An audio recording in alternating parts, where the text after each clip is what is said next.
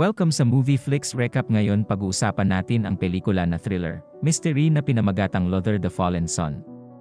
Sa pagsisimula ng pelikula ang isang binata na nagtatrabaho sa isang opisina nang makatanggap siya ng tawag sa telepono.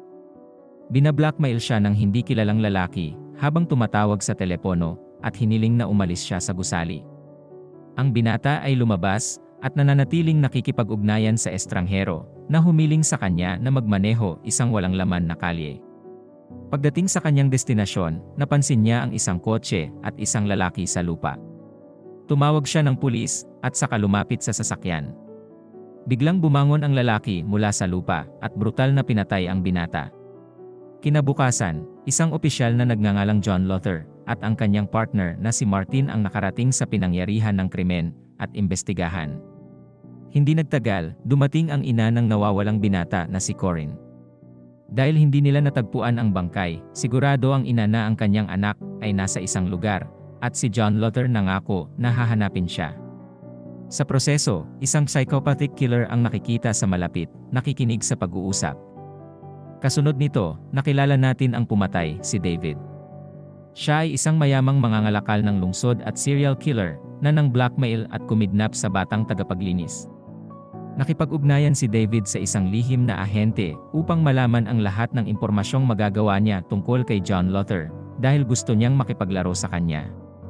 Lubos niyang sinusuri ang iba't ibang ilegal na aksyon na ginawa ni John bilang isang pulis at ginagamit ang mga detalyeng ito sa kanyang kalamangan. Dahil dito, sinibak si John at pagkatapos ay inaresto. Habang dinadala siya sa kulungan, dose-dosenang mga mamamahayag ang sumusubok na magtanong sa kanya. Sa kulungan, alam ng lahat na si John ay isang pulis, kaya kinasusuklaman nila siya mula sa unang araw. Sa katunayan, habang si John ay naliligo sa kulungan, isang pares ng mga bilanggo ang umatake sa kanya. Nakatanggap si Corinne ng tawag sa telepono isang gabi mula sa kanyang anak na kinidnap ni David. Binigyan siya ng anak ng isang address at agad siyang pumunta doon upang hanapin siya. Dumating siya sa harap ng isang puting bahay at pagkatapos ay tinawagan muli ang kanyang anak. Narinig niyang tumunog ang telepono sa loob at pumasok sa bahay. Sinusundan niya ang pagring ng telepono at sa proseso, dumating ang ibang tao sa tirahan. Dumating si Corinne sa isang silid kung saan natagpuan niya ang kanyang anak at iba pang mga biktima na nakabitin. Partikular na hinikayat ni David ang mga magulang ng mga biktima sa bahay.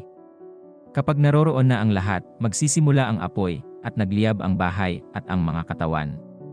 Si David, na nakatayo sa labas ng bahay, ay lumapit sa bintana at nagsimulang kumatok. Sumunod, nakatanggap si Detective Rain ng tawag sa telepono habang siya ay natutulog. Tinawag siya sa pinangyarihan ng krimen at nakitang nasunog ang buong silid ng mga biktima. Natukoy ang 8 biktima at sinabi ni Rain na ang unang biktima ay pinatay ng 11 taon nakaraan at ang huling 1 taon na ang nakalipas. Sa makatuwid, hinuhusgahan niya na ang pumatay ay isang propesyonal na may maraming pera. Sa bilangguan, nakatanggap si John ng isang liham na may numero. Nagpadala pala si David ng recording ng pagpatay sa binata sa pamamagitan ng FM Radio Dallas. Tinutuya siya ni David at sinabi sa kanya na palagi siyang malapit sa kanya, ngunit hindi kailanman naobserbahan siya. Hindi nagtagal, dumating ang isang security guard at pinatay ni John ang radyo. Sinabi sa kanya ng security guard na mayroon siyang bisita at pinuntahan niya si Corinne, ang ina binata. Kapag tinanong niya ito ng dahilan ng pagbisita, sinisisi niya ito sa pagkamatay ng kanyang anak dahil hindi niya mahanap ang pumatay. Bumalik siya sa kotse at natuklasan namin na kasama niya si David, ang pumatay sa kanyang anak. Tila, si David ay nagpapanggap na inaaliw siya sa mahirap na oras na ito. Nang maglaon, kinuha ni John ang telepono na nakatago sa selda at tinawagan si Detective Rain. Sinabi niya na gusto niyang tumulong sa kaso, ngunit tinanggihan niya ang alok na sinasabi sa kanya na ginagawa niya ito, hindi na kailangan ng tulong ng isang mamamatay tao. Binalaan din niya ito na huwag nang tumawag muli o iutos niya na ilagay siya sa solitary confinement. Nang maglaon, hiniling ni Rain sa isang kasamahan na utusan ang mga gwardiya ng bilangguan na kumpiskahin ang telepono ni John. Di nagtagal, nakipag-ugnayan ang pangunahing tauhan sa isang matandang kaibigan, si Mkiebe, upang mailabas siya sa bilangguan. Lumalabas na maraming taon na ang nakalilipas, Pinatay ni David ang anak na babae ni Mccabe, at ngayon ay iminungkahi iyon ni John na huli niya ang pumatay. Hindi nagtagal, dumating ang mga gwardiya ng bilangguan at kinuha ang telepono mula kay John. Pagkatapos ay nakilala ng pangunahing tauhan ang dalawang gwardiya ng bilangguan, at planong lumikha ng isang diversyon upang makatakas mula sa bilangguan. Sa gabi, sumiklab ang away sa mga bilanggo sa labas, at tinawag ang mga gwardiya para pigilan sila. Sa proseso, isang preso sa selda ang malapit ng magpakamatay. Tumunog ang emergency alarm, at ang dalawang gwardiya na nanatili sa loob ay tumakbo para pigilan ang preso. Biglang inatake sila ng bilanggo, at pagkatapos niyang itumba sila, binuksan niya ang mga selda ng ang iba. Ngayon ay malaya na, ang mga bilanggo ay pumunta sa selda ni John upang patayin siya. Nilock niya ang pinto, ngunit isang preso ang naghagis ng gasolina sa kanyang selda, at sinunog ito. Hinampas sila ni John ng nasusunog na kutson, at sinimulan silang bugbugin. Sa isang punto, napapaligiran siya ng 6 na preso na bumugbog sa kanya. Sa kabutihang palad, nagawa niyang makalaya at tumakas. Hindi nagtagal, dumating ang pangkat ng mga espesyal na puwersa, at naghagis ng flash grenade. Pagkatapos ay sinabuyan ng mga opisyal ng mataas na presyon ng tubig ang mga detenido, at pinamamahalaang pigilan sila. Susunod, hinawakan ng pangkat ng mga espesyal na puwersa si John, at dinala siya palayo. Sumakay siya sa isang van para dalhin sa ibang kulungan. Sa daan, ang van ay pinahinto ng kanyang matandang kaibigan at ng kanyang koponan.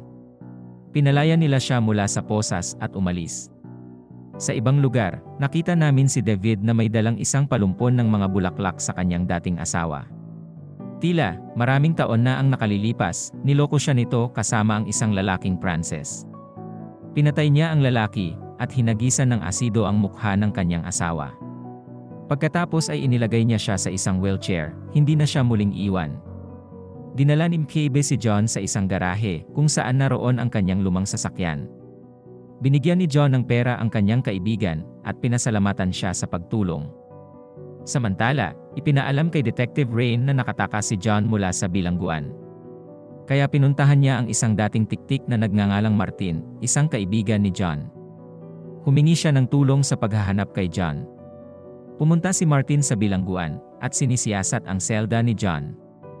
Nahanap niya ang voice recording sa radyo, at sinabihan si Rain na hanapin ang lugar kung saan nagmula ang signal, dahil tiyak na papunta doon si John.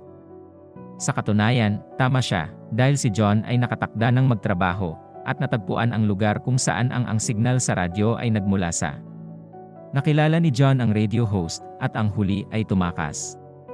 Hinabol siya ni John, at nang mahuli niya siya, sinimulan niya itong tanungin. Sinabi ng radio host na napilitan siyang patugtugin ang voice recording na yon sa radyo. Sa kasamaang palad, hindi niya kilala si David mismo, at hindi pa siya nakita.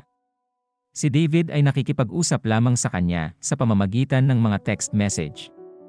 Gayon din, hindi ginagamit ni David ang parehong numero para sa higit sa isang araw. Samantala, papunta na ang mga pulis sa gusaling ito, at napilitang umalis si John. Pagdating ng mga pulis, nakatakas na siya, at ang radio host lang ang nakita nila. Lumipat ang eksena kay David na nakikipag-usap sa kanyang katuwang.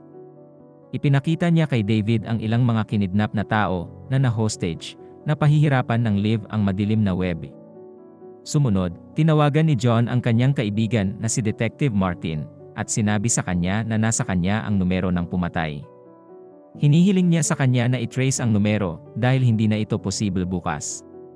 Pumayag si Martin at sinabing tatawagan niya siya sa loob ng 15 minuto. Pagkatapos, nagawa ni Martin na kumbinsihin si Rain na magtulungan upang masubaybayan ang numero ni David. Nang maglaon, natanggap ni John ang lokasyon ni David, ngunit sinabihan siyang huwag lumapit sa kanya.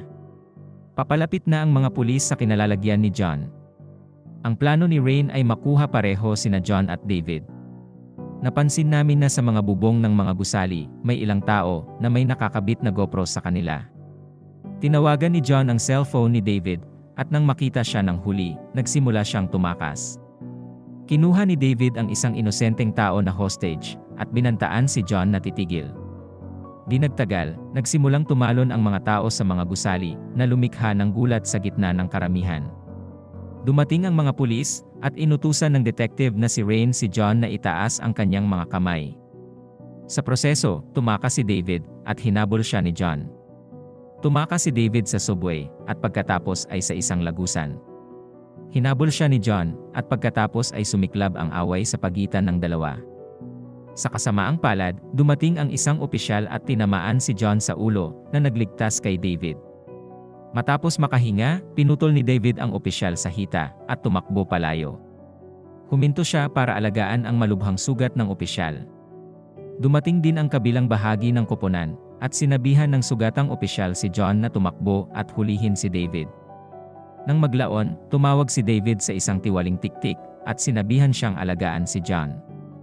Pagkatapos ay tinawagan ni David ang kanyang aide na si Arkady, at sinabihan siyang simulan ang palabas. Pumunta si John sa isang abandonadong bahay, at ginagamot ang kanyang mga sugat.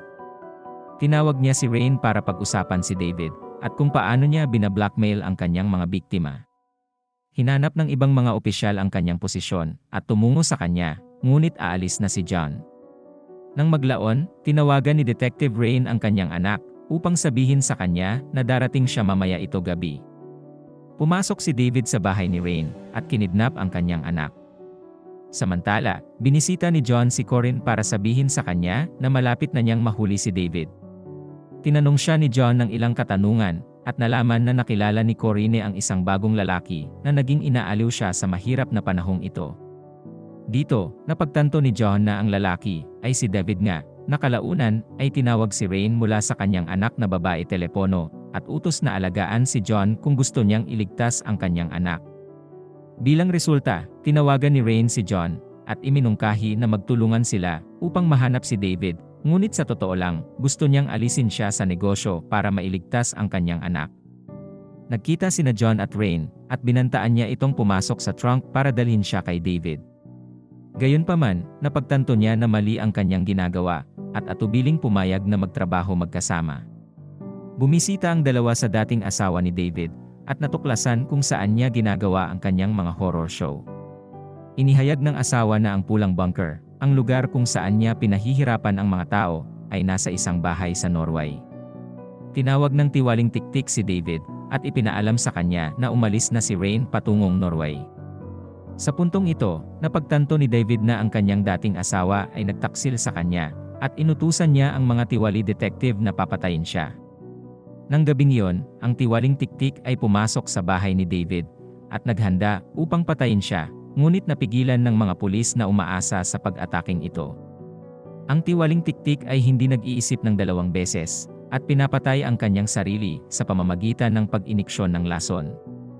Dumating sina Lothar at Rain sa bahay ni David sa Norway, at nakitang patay na ang anak na babae ni Rain. Gayunpaman, nang tingnan ni Rain ang katawan, napagtanto niyang hindi siya iyon anak na babae. Biglang dumating ang aide ni David at hinampas si Rain, at itinali ang kanyang leg. Naglalakad si John at dumating sa isang basement, kung saan siya ay inatake ni David. Nagising si John na nakatali sa isang upuan, at sinimulan ni David ang kanyang palabas, ang Pulang Bunker. Sa lugar na ito, pinahihirapan niya ang mga kinidnap na biktima sa isang live stream, para sa kanyang mga tagasunod. Pinilit niya si Rain na pahirapan si John, o papatayin niya ang kanyang anak. Kaya napilitan si Rain na saksakin si John sa tiyan. Sumunod, inutusan niya si John na hampasin ng martilyo si Rain sa tuhod. Gayunpaman, nabigo si John na gawin ito, at ipinahayag na ang dating asawa ni David ay nag-ulat ng address na ito sa pulis.